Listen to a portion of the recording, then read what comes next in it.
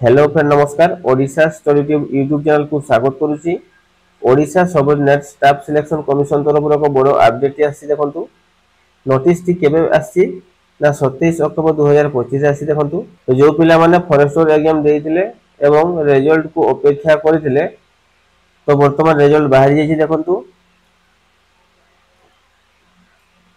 The candidates provisionally selected and allocated to different circle for the post of forester देखो different सब circle दिया जाइए अनुगुण territorial circle एतको पिला सब सिलेक्शन होती।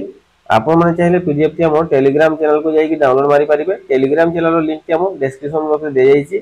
देखो ब्रह्मपुर टेरिटोरियल सर्कल सब पिला सिलेक्शन होती।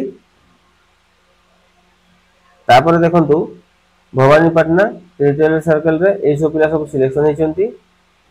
देखो राउरकेला टेरिटोरियल सर्कल सब पिला सिलेक्शन होती।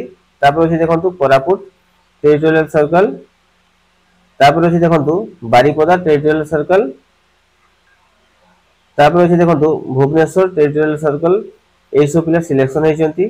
देखो संबलपुर टेरिटोरियल सर्कल